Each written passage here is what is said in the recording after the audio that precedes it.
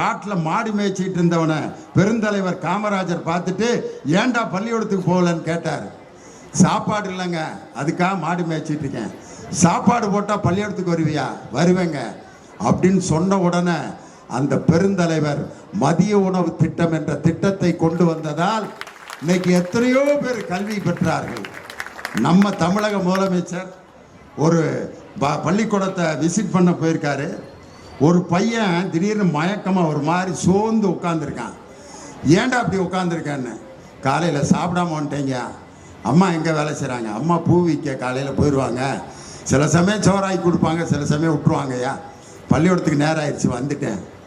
அந்த மனசு ராத்திரி பூரா தூங்காமல் இப்போ காலையில் சாப்பிடாம இத்தனை மாணவர்கள் வர்றாங்களேன்னு சொல்லி காலை உணவு திட்டத்தை இந்தியாவிலேயே முதலில் அறிமுகம் செய்த முதலமைச்சர் நம்ம தமிழ்நாடு முதலமைச்சர். கஞ்சிக்கில்லாதார் கவலை தீர்க்கவே கருத வேண்டியதை மறந்தாச்சு. அவ்வளவு பெரிய வீரத்துறவி விவேகானந்தர் சொன்னார், கடவுளினுடைய சிலையின் மீது ஊற்றப்படும் புனித நீரை விட மற்றவர்களுக்காக நீர் சிந்தும் கண்ணீர் அதை விட புனிதமானதுன்னார். யாரு? விவேகானந்தர். அதே மாதிரி ஸல்லல்லாஹு வஸல்லம் நபிகள் நாயகம் சொல்றாரு, நீ 5 முறை தொழுவதற்கு பதிலாக உன் கையில் இருக்கும் உணவை உன் சகோதரனுக்கு கொடுப்பது 5 முறை தொழுவதை விட புனிதமானது. யாரு? நபிகள் நாயகம் ஸல்லல்லாஹு வஸல்லம்.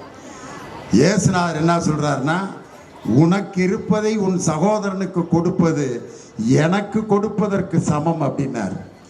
உன் சகோதரனுக்கு நீ கொடுப்பதெல்லாம் இறைவனுக்கு கொடுத்தது.